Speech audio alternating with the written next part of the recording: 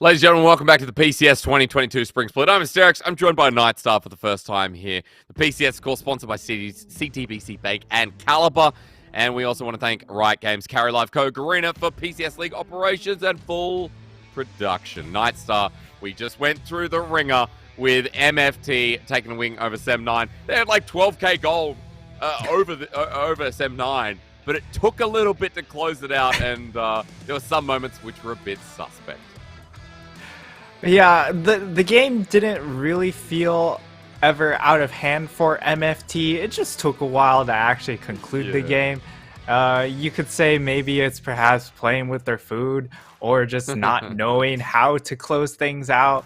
It was probably a bit of a mix of both. But one team that isn't going to struggle with that is DCG. This team knows what to do on the map, and it also really knows what to do in the draft. Yeah, I think DCG, one of the most exciting teams, draft-wise in the PCS right now, the most exciting team. You never really know which angle's going to come out. We've seen the Bard multiple times. We've seen a couple of Vegars now as well. I think Zillion in the recent game too. Like, DCG are innovators in the draft, and going up against Hurricane Gaming as the next game in the PCS, I'm kind of curious because Hurricane finally got their first win last week, and I just want to know where they can start challenging here. As first, we're going to talk about DCG. Leaky, Hana, Nesty, Chris Carter, and Woody. Now, we could talk about this for a while, Nightstar. I feel like we could talk about this team for the majority of the segment. Yeah, I mean, for the side of DCG, the highlight is just the draft for them. And they just tend to get a lot of advantages through draft that when it gets into game, yes, they can make a mistake here or there, but always the scaling is going to be a major factor. And then it's just a lot of their early rotations when it comes to macro play also tends to get them ahead in a lot of these situations that seem really slow and standstill. Yeah, like the macro that's had to come out when the Bards come into the Rift. I think it's something that can be really difficult to play, especially when you're going up against a split-pushing top laner. And Nesty and the rest of DCG have been really coordinated, and that's why I've been so impressed with this team. One of the most fun to watch drafting, one of the most fun to watch on the Rift, and I hope I can say the same about Hurricane Gaming after today. ICU, Aliao, Chia in the mid lane, Bang2, and Hao. I want to point out that the lifeblood of this team for me is ICU in the top lane, Nightstar. Like how do you get such a good top laner on a team that's so towards the bottom of the standings? Yeah, ICU certainly is the highlight for this squad, but the team doesn't revolve around him. It really just revolves around Aliao, right? Because he, even more so than what we saw in the last game, he is the coin. He doesn't flip the coin, he is the coin. And he's even pulled out some odd picks like the Echo jungle that we just don't see anymore. He's also lost to PvE on the Hecarim yesterday. So he's not even a box of chocolates. You know what you're gonna get is what you're telling me. You're not gonna bring me the Forrest Gump quote. I get it. I completely get it. Aliao, if he's playing the coin, which lane will he flip? You told me it is a question of where he's gonna flip it, and that's what we were saying within the rehearsal. But now that we're here, before we talk about junglers again, just coming back to it, ICU for Hurricane Gaming, still I think the most impressive member, going up against Leaky today, who has just kind of had to facilitate what his team has wanted to do. Yeah, Leaky hasn't needed to step up, but he's had some really key performances, like on the Tryndamere, like on the GP. When he's given resources, he has indeed delivered. But, I mean, you can see in the stat comparison, the damage percentage, the damage burden taken by ICU is enormous. True. I think that damage taken stat, 30% is beyond any stat I've seen today. But I also like in the other comparison, while KDA is high here for Leaky, look on the other side. ICU, 32% of his team's damage. You can tell that even though they don't always play towards this guy, it has been about you know, what input he can bring in. And if he does find himself ahead on things like the Gwen, the Jays, he can have carry performances. So that's why for a 1-6 team, I believe, yes, 1-6, I am still pretty high because this top laner is so good at the game. So kind of keen to see how they play towards him in this one. I believe they are actually 1-6. That is a bit of a typo there. Deep Cross Gaming are 6-1, if I'm not mistaken. So a bit of an error there. Ignore that for the time being, guys. DCG on blue, HG on red. Now, walk me through draft here, Nightstar, because we already talked about top laners being the focus matchup. They've taken away Leaky's side laner for the time being. Yeah, the Tryndamere, I thought would be a really important pick for the side of Hurricane Gaming to take away. And for DCG, they might want to remove away the Jace because ICU has really leaned towards this pick, and Tryndamere, a very good matchup into that. While he doesn't have a great time during the lane phase, once he gets going, of course, you are just running down in essentially an AD carry, and it's just so easy to bully later on in the game. But they will go ahead, take away the Hecarim. They don't want to see Aliel lose the game level 1, so, you know, DCG helping out a bro. Yeah, somewhat, hey. DCG also interested in putting Hana on one of his comforts, so one jungler taken, one banned away. It means to the other side of Aliel, like, he's not going to get his Hecarim, but more importantly, not going to get something like the Xin Zhao as well. That can make those flips we were talking about. Yeah, just really one of the best early junglers in the game because of if he doesn't get snowballed early on, he still is able to facilitate for the rest of his team when it comes to those team fights, having the utility coming in from that ultimate. And for the side of Hurricane Gaming, they're just going to go ahead and lock in that Trundle, which is, I would expect to go into the hands of Aliel, but perhaps in certain situations you can toss it into top lane or into support. This would be a very early Diana pick. It would. Okay. And again, it would make us question the Trundle a bit more. So Bang 2 is going to hit onto the top of the Ziggs. So we get a bit of scaling to be built up here for HG.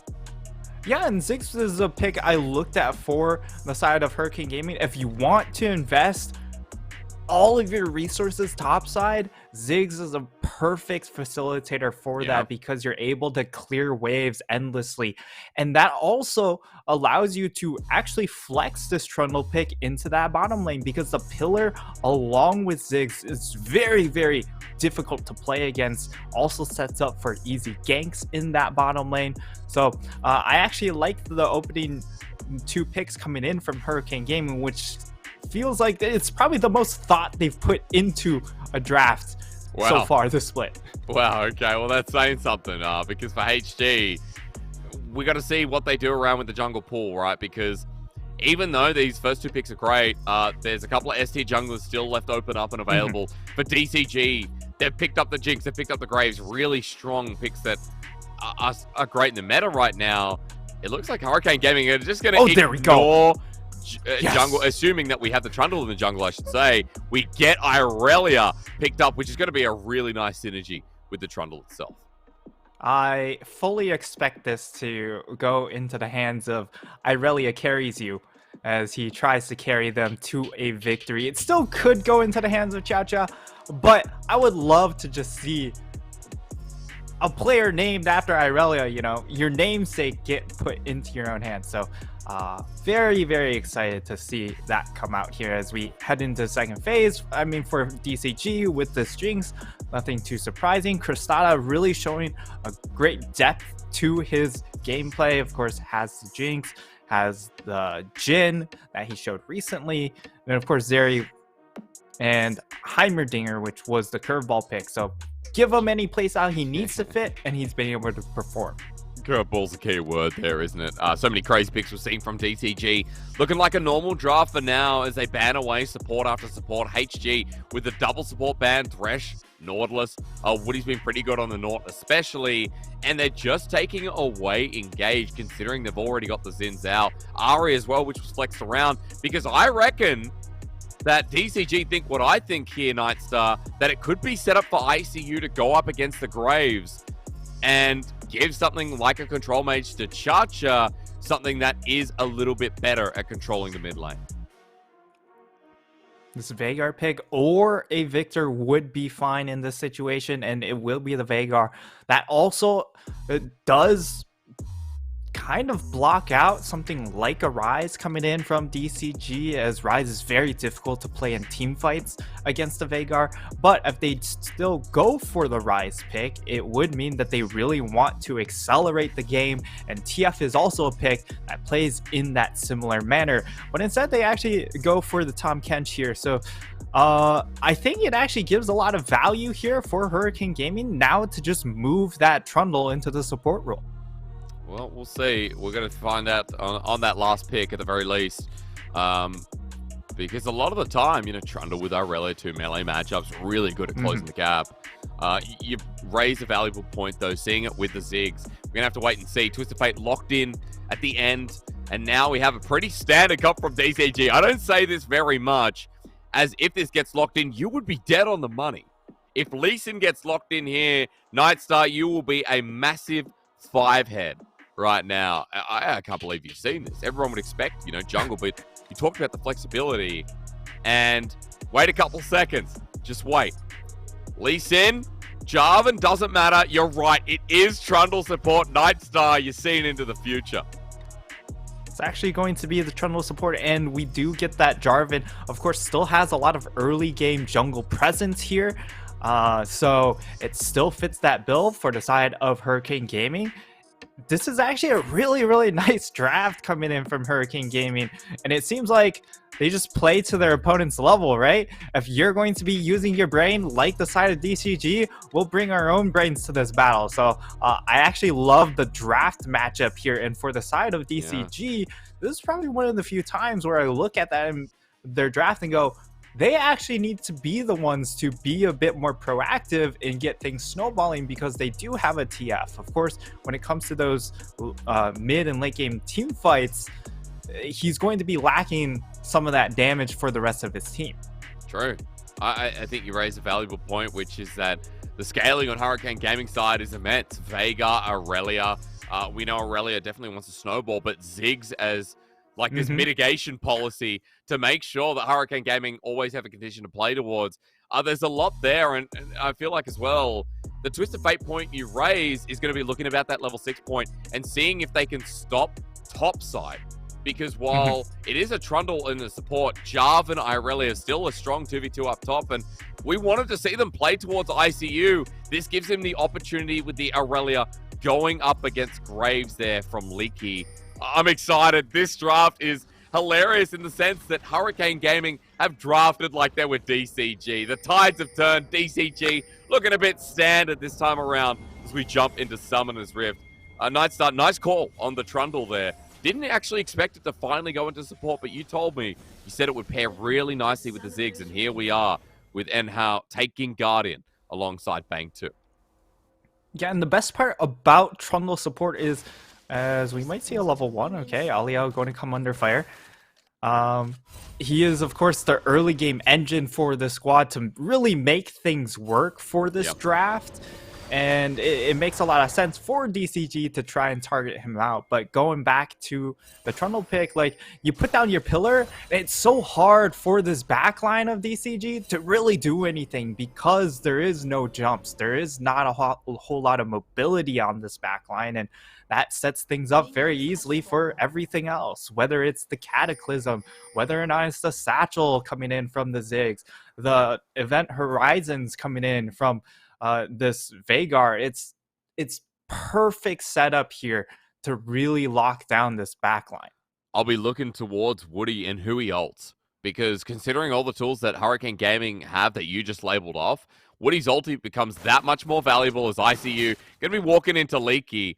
Nice little bit of trading here as ICU not going to get the beneficial version of it, as the Aurelia top definitely going to be our focus here running into this game. And Aliao is going to be pathing all the way up there as he starts on his blue side. Yeah, for the side of DCG, I mean, they have that ward around the Raptors, so they'll know when he makes it over to that section of the map. But for now, bot lane should be looking to try and play as aggressive as they can level 1. And I mean, as the lane goes on, especially after that first buy, that's really the big power spike for Ziggs because you get that lost chapter, and that's when you can really endlessly clear waves without really any punishment. So DCG, it's about this early laning phase if they want to get advantages down in that bottom lane. And from Nesty too, further to your point. So waiting for the level 6 on Twisted Fate Ultimate, as you talked about. DCG on some kind of a timer. Despite the fact that there is a Jinx, a Graves, like I like that you referenced that it still needs to come down to what this Twisted Fate does. As Hana doing a bit of dirty work in the jungle himself. That ward placed by Leaky at the start of the game. And it looks like Alial's red will be contested to kick things off. Alial just waiting to steal it back over. Nesty has priority in the mid lane as well, so Cha-Cha has to move over in front of a gold card. It's time to flip. Okay. Here we go. Well, Smite goes down. Nothing happens at the end of the day. Cha-Cha just moves away. And for Nesty, he's done his work. Hana gets out, and that's a nice little invade. Yeah, that is certainly going to be a nice pick-off there for DCG. Denying the red buff, of course, adds that extra gank pressure if it was to go into the hands of the Jarvan. So not having that slow makes life a lot easier for Leaky. As Leaky what a just pain! Like, I'm taking matters into my own hands. The whole of DCG, there's 2 members now who've just gotten in the face of his jungle. Alial is 2 minions behind. He lost half of the Krug, lost his red buff. They're making sure that Jarvan doesn't get a fun time, moving straight to top or at least getting early impact in this game. Yeah, and that's also the benefit coming in from these soul lanes right now, or just all these lanes in general, is the fact that they are going to have a better time getting shove to be able to help out their jungler. Yes, these lanes don't necessarily hard punish the lanes on the side of Hurricane Gaming, but it does mean that they can hard punish this Jarvan jungle, and so far he's feeling the brunt. Look at him again. Nesty and Hana making their way out. Nesty doesn't even have level 6. Alial every step of the way is being tracked, and I just love that for DCG, this team that has been doing so well in the PCS. They're constantly playing these early games so well as a unit, whether it's Bard or not. Their macro, their map movements have been pretty clean.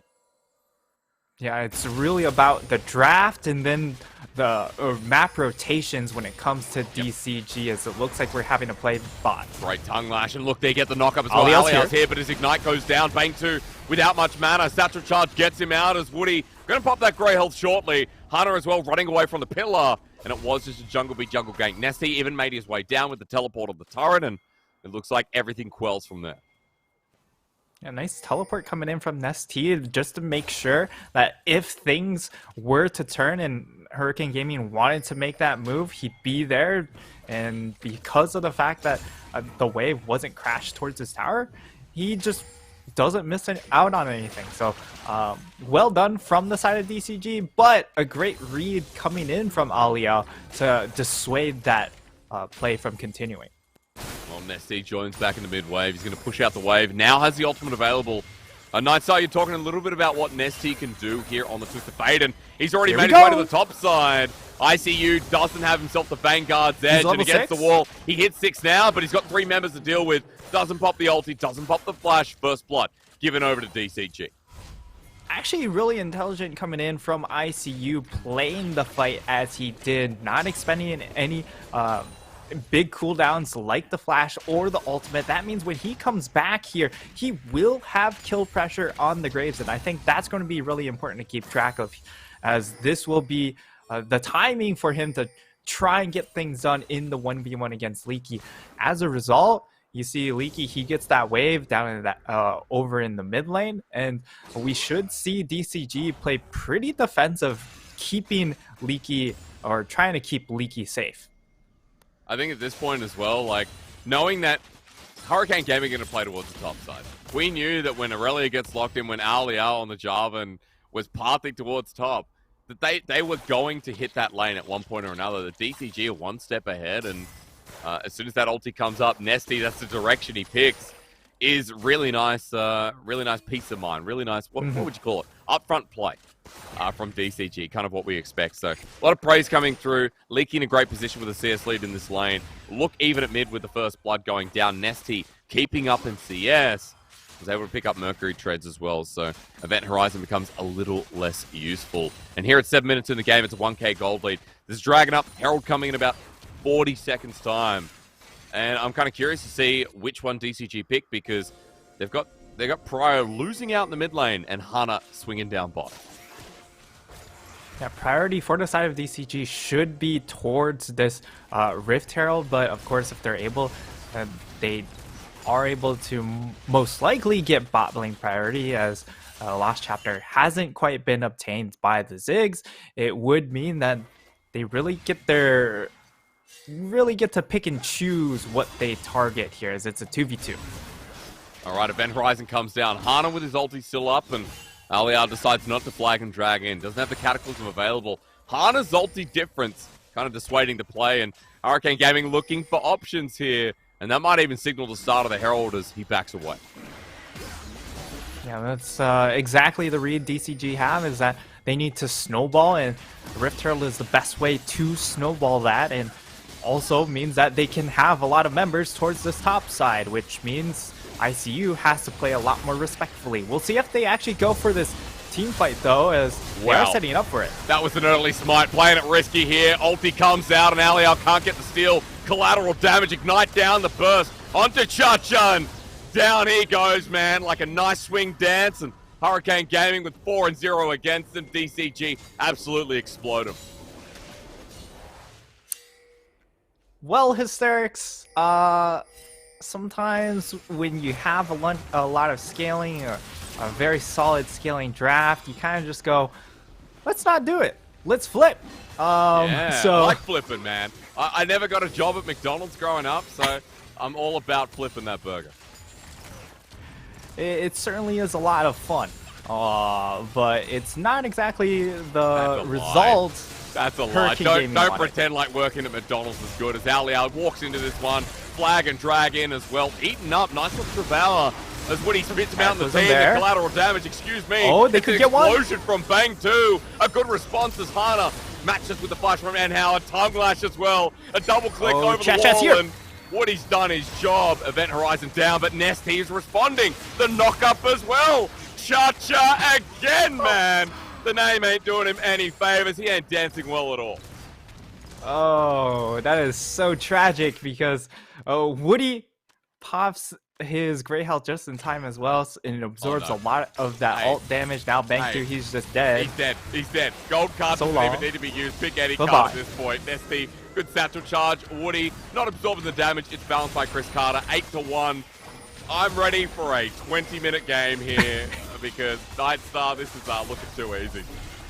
Oh man, we get to see the replay on just how close that Rift Herald actually was, and it was really, really close. But this is the issue when you play scaling, is that your first Herald fight, 9 times out of 10 will not go well.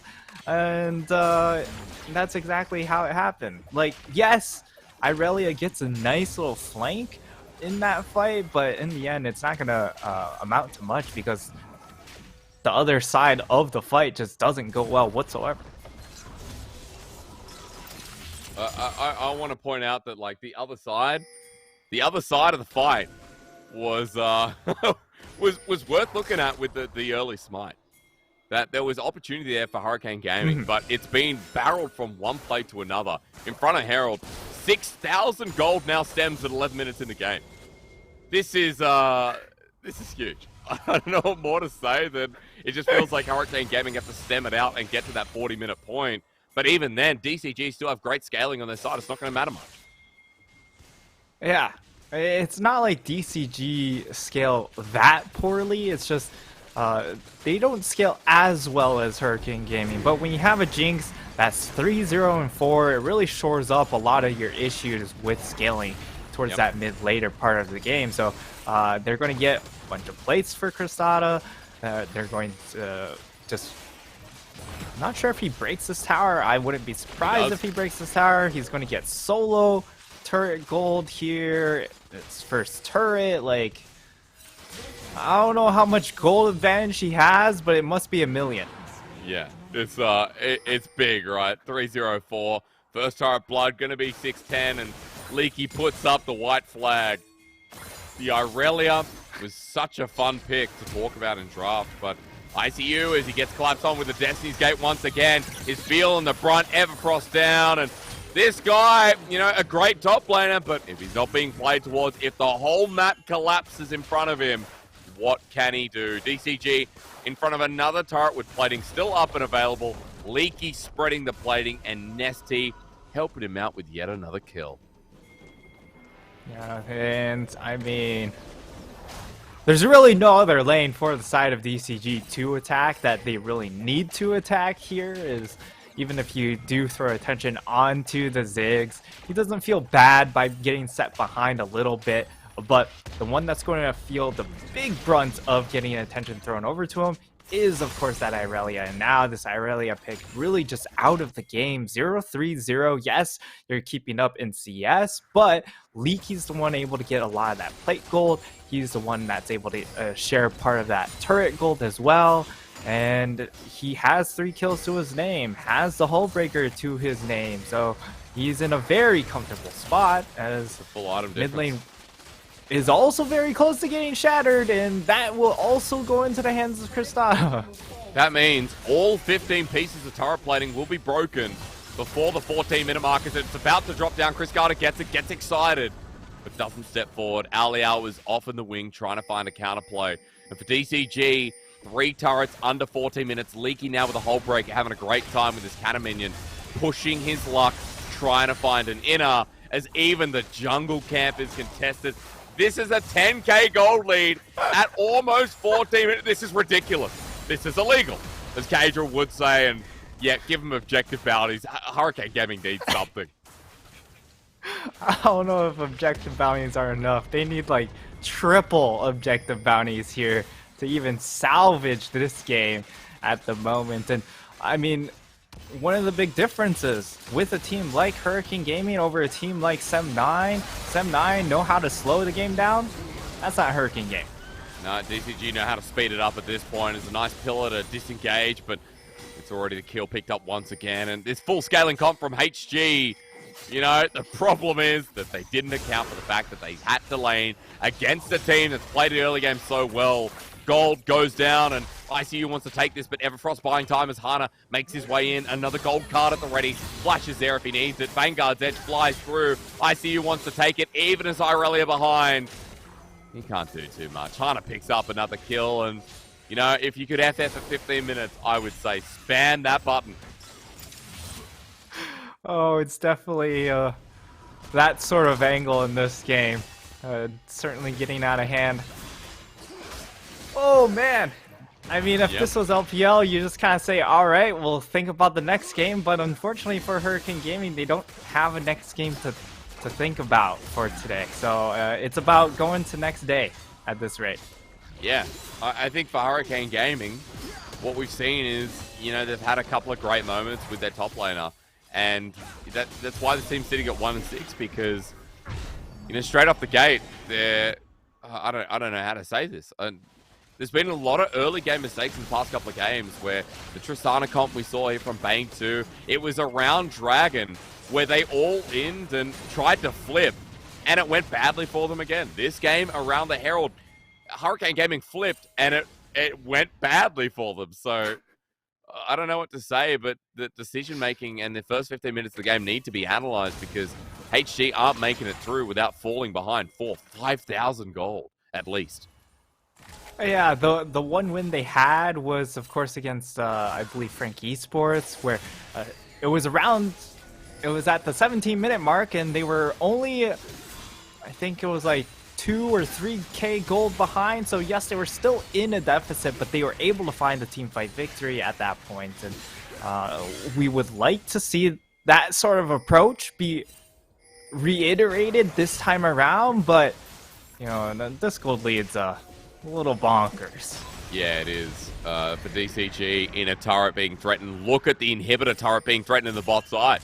Leaky is level 12. can't be matched by any solo member, needs more. And as Herald number 2 gets the charge in, they're trying to get an under 20-minute game. Chris Carter does so much damage himself. There's good wave clear, but the poke and the range starting to build up as Inhibitor Turret threatened here. And How is not tanky enough. The Event Horizon trying to play defensive as Woody goes in aggressive. He gets a knockup, he forces them backwards, and DCG have broken 2 Inhibitor turrets now that Leaky's mid. Inhibitor 1 threatened the top side, mid going down as well. This is easy as Hana pops the Crescent Guard once again, and Inhibitor drops down. HG are fighting for their life.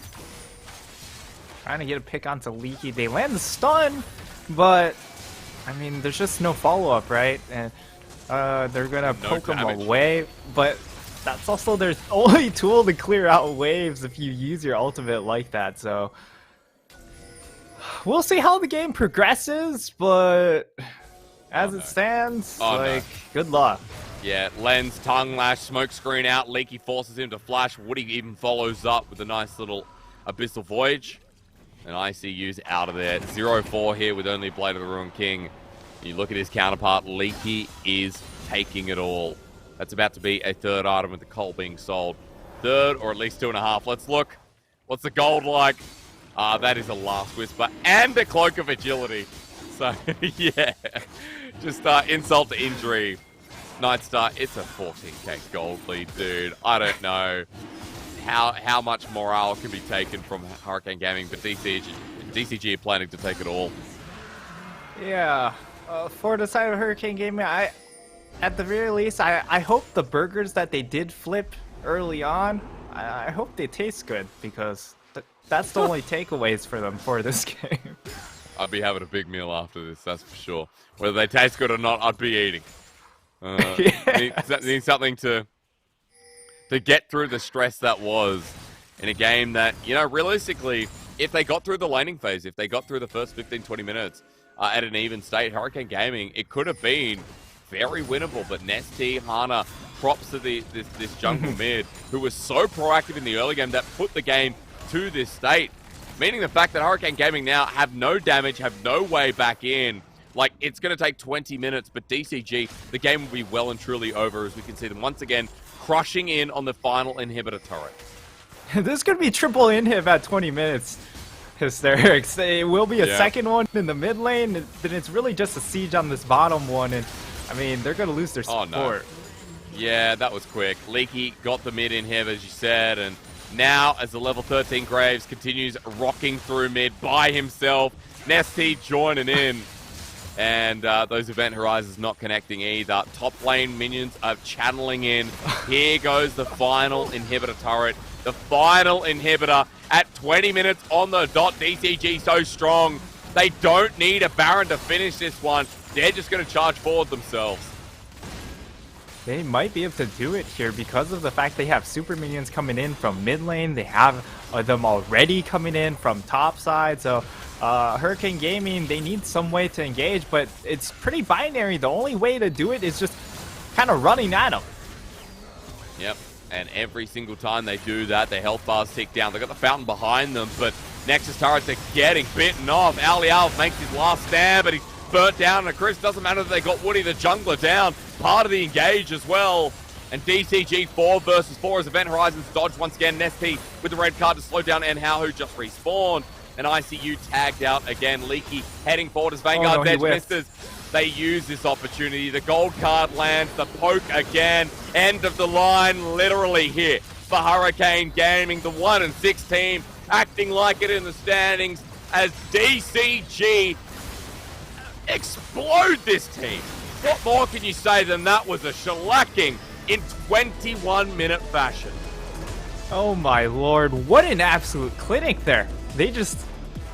there was nothing of a Hurricane in that game. It was all DCG dragging them down into the depths of the Mariana Trench. Holy moly. Well, nice and easy, nice and quick, does it? Moving through the day. Yeah, we're going to get to the next matchup. DCG didn't want to muck about, and they've only got one today, so they figured it's time to go to Hot Pot after this. And honestly, they deserve it. Like, the early game was sublime. And what we've seen, like in the Bard games, like in some of the other DCG games, their early game is just so impactful. They're all on the same page, and for a team that's coming together, like Nesty moving into mid, Chris Carter as well joining the league. Like, it's so surprising to see this team functioning as a unit so well.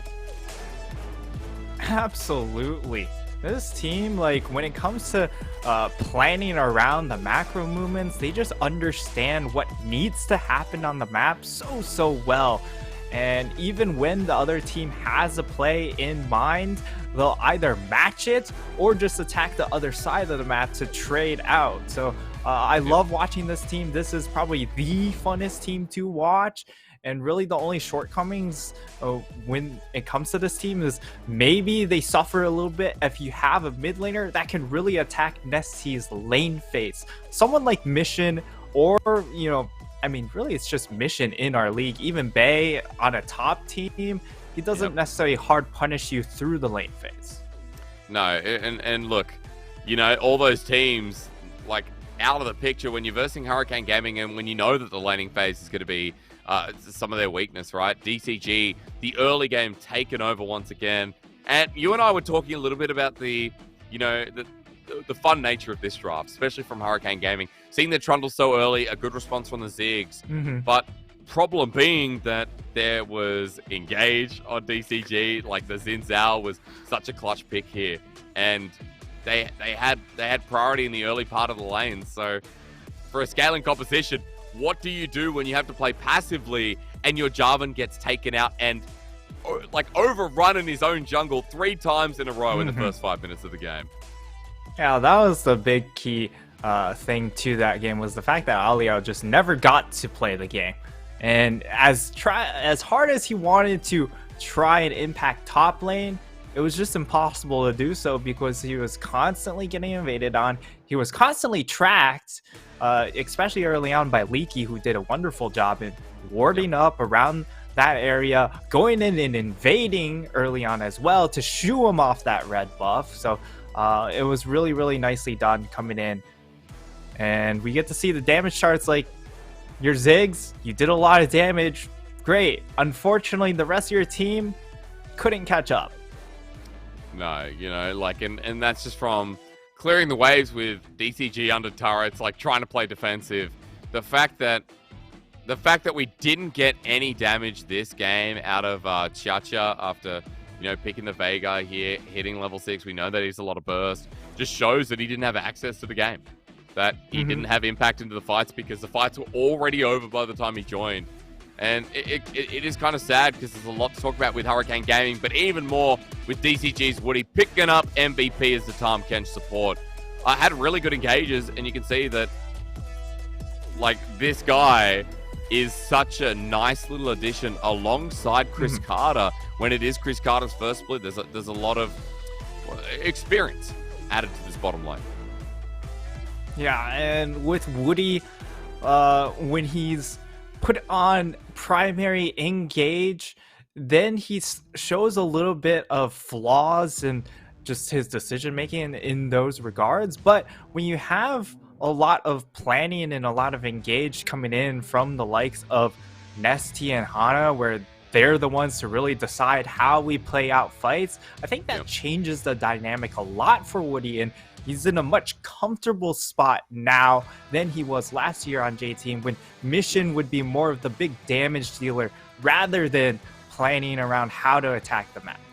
I'm glad there's that level of adaptation from someone who started back in 2017 on J-Team and spent his whole career there, now on a new organization in DCG, doing really well. Congrats on the MVP, ladies and gentlemen. We're going to go to a quick break. When we return, we're up with Beyond Gaming versus Impunity. See if Impunity can finally get another win.